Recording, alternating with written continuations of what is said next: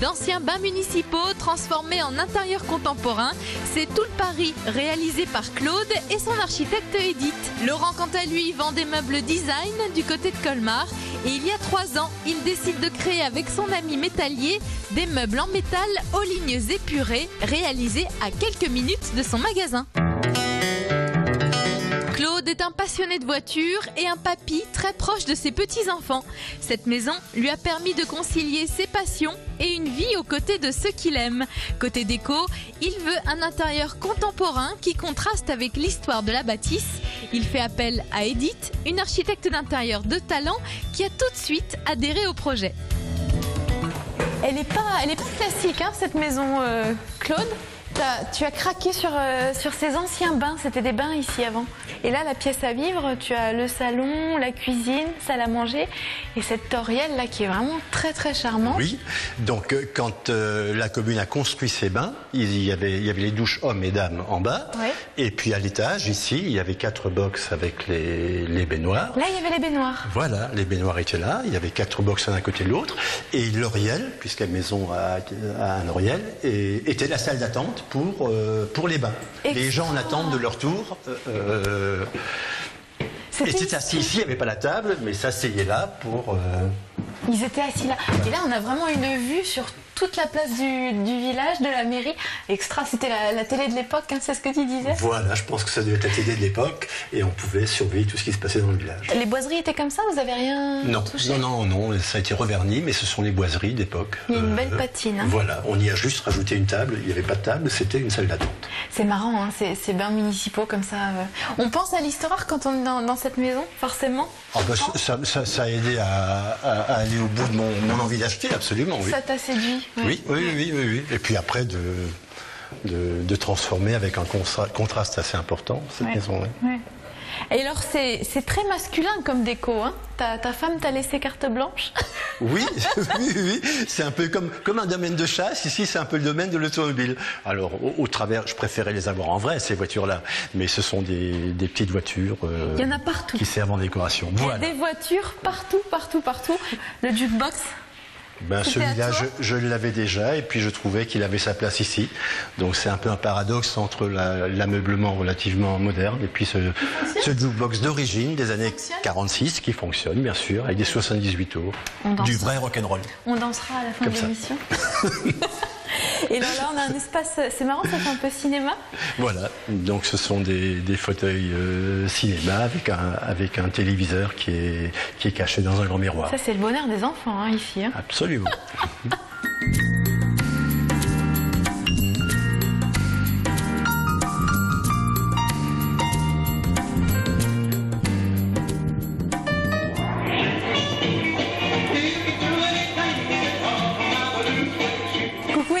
Alors c'est toi qui as donné un coup de main à Claude. Et toi, l'endroit t'a plu quand tu l'as vu? Oui, beaucoup. Je trouve que la maison a beaucoup de charme. Ouais. Justement, à l'intérieur, il n'y avait rien à conserver parce que rien n'était suffisamment intéressant à part l'oriel. Donc on pouvait vraiment du coup repartir avec une boîte vide. Cette pièce est ouverte et pourtant tu l'as découpée en plein d'espaces. J'ai travaillé sur des niveaux de plafond qui redonnent d'autres espaces dans l'espace. Donc ça crée des zones. À la fois par la couleur et par les altitudes de plafond, on arrive à cerner des espaces dans l'espace. L'espace plus salon, plus cosy, où le plafond est plus bas, où il y a une autre couleur au mur. La cuisine qui est aussi avec l'espace repas sur une haute altitude de plafond. Et ensuite, on a le petit oriel qui a encore un autre petit coin. Donc on peut vraiment se poser selon le moment de la journée à l'endroit qu'on veut et avoir des sensations très différentes.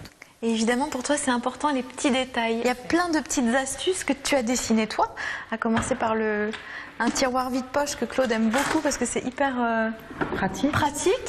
Là aussi, on peut brancher. Ça, tu aimes bien aller jusqu'au bout des choses et vraiment proposer des choses sur mesure. C'est du corian? Oui, tout à fait. Là, hein?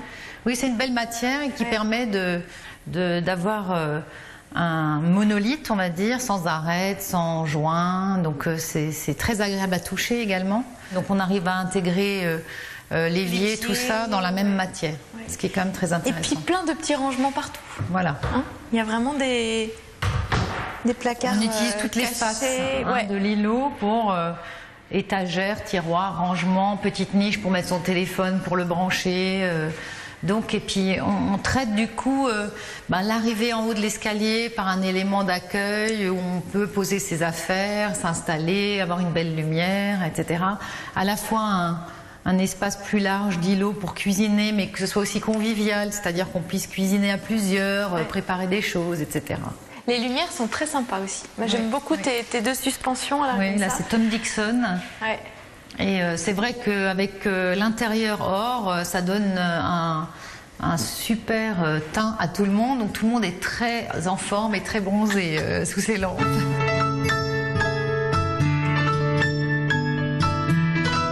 On découvre le deuxième étage dans un instant, mais tout de suite, direction Ingersheim, près de Colmar, et l'atelier de Clément, où j'ai rendez-vous avec Laurent, qui inspecte la production de ces meubles en métal.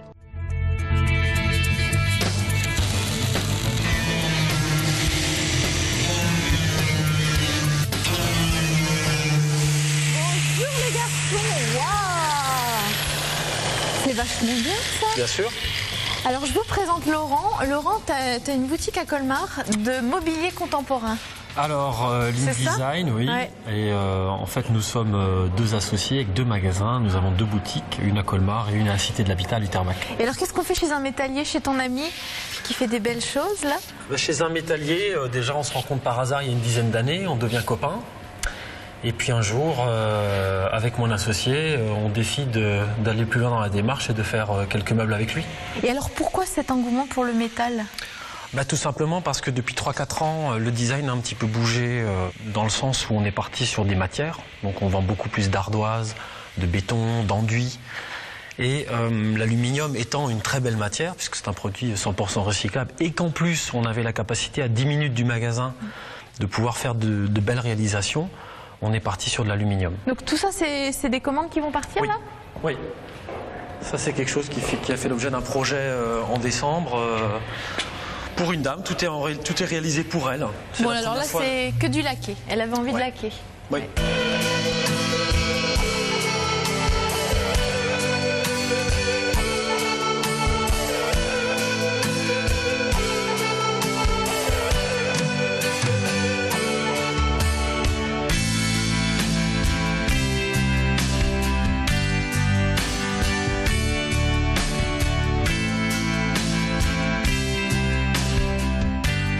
La plaque est d'abord brute ? Ce sont d'assez grandes plaques. D'abord la coupe, puis les différents processus, soit d'anodisation, soit de thermolacage. Dans le cas de ce pied-là, ce sera plié. Dans le cas de la table basse et de la console également. Oui, c'est ça qui est sympa. C'est la ligne aussi, elle est très simple. Oui, on est parti de dessins très minimalistes.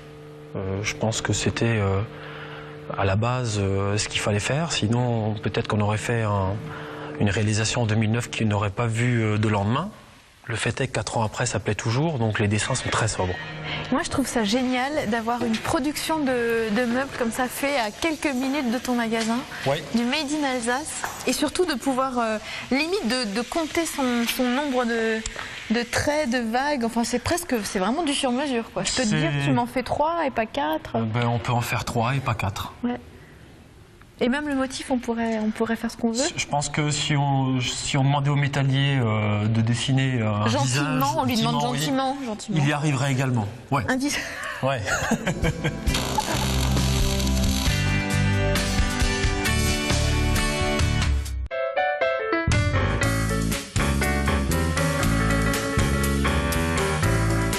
La star quand même de cet intérieur, c'est l'escalier. Oui, c'est la pièce maîtresse. Mais parce qu'il y a une telle hauteur aussi d'en bas jusqu'en haut. Tout à fait. Déjà, on a beaucoup de hauteur en dessous. Là, on a plus de 4 mètres. Et puis là, au centre de la pièce, on a 7 mètres aussi. C'est impressionnant. Ouais. C'est bien d'avoir gardé les poutres là-haut. C'est vraiment... Oui, la charpente est ancienne et donc ça justifiait de laisser tout ouvert, en fait, de ne pas recréer un plancher comme c'était à l'origine, en fait. Et alors là, tu as fait vraiment... tu as construit un mur de menuiserie. Voilà. Pour cacher... Tout en olivier tropical. En fait, c'était pour rester dans l'esprit charpente maison. Alors, on a trouvé un bois qui s'harmonise bien avec la charpente. et qui permet d'intégrer des portes coulisses en bois, etc., pour pas se retrouver avec du placo, des portes classiques, etc., mais plutôt dans un élément tout construit, quoi. Ouais, c'est très chaleureux. Les petites filles ont leur petite mezzanine là-haut, oui. La cabane avec leur lit. Voilà. Et alors là, de l'autre côté, c'est la chambre. Voilà, enfin c'est la suite, parce qu'il y a chambre, dressing, salle de bain. C'est une très bonne idée, c'est très joli ces boiseries. Oh. Et alors là, les contraintes, c'était pas évident non plus parce qu'on est vraiment sous les. On est sous les rampants.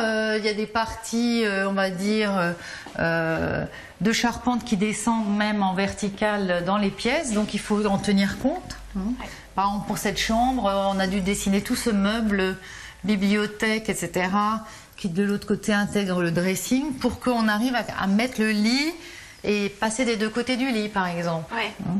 Tout en respectant le rythme de la charpente, etc.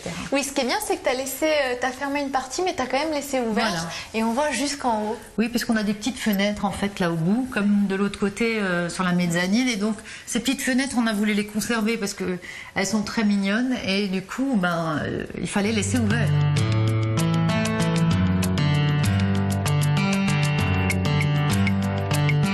Ça n'a pas dû être évident aussi d'aménager le coin salle de bain? Pareil, on est sous rampant, donc on n'est pas du tout dans un cas classique. En plus, on a installé Velux pour avoir de l'éclairage, parce que ça, quand même, dans une salle de bain, c'est primordial. Et donc, avec des petites astuces, de trouver un luminaire qui est discret, mais qui éclaire correctement, d'avoir un miroir latéral pour pouvoir se voir, et avoir donc ces vasques en coriandre magnifiques qui sont là à portée de main, sous rampant, qui sont complètement adaptés au lieu. Oui. J'aime bien le rendu du coriandre, là, c'est vraiment très doux, très doux, oui. très translucide. Pas du tout froid, c'est un côté poudré, vraiment très agréable. Et puis c'est vrai, on n'est pas obligé d'avoir un miroir en face. On peut avoir un miroir sur le côté. Voilà, tout à fait. Là, on peut aussi regarder le temps qu'il fait et se réjouir ou pas, selon le cas. Oui, on est en Alsace.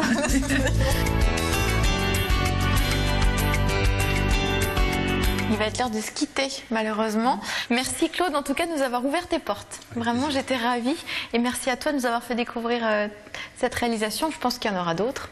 Et on sera là. on se met le jukebox, tu nous l'as promis. Avec plaisir. Vous savez que l'émission, vous pouvez la voir sur le site internet alsace20.tv. Et est-ce que vous avez aussi noté l'adresse du blog secretdeco.blogspot.fr? Il y a toujours de bonnes adresses dans la région. Bien sûr, je vous retrouve la semaine prochaine pour une nouvelle émission. Salut!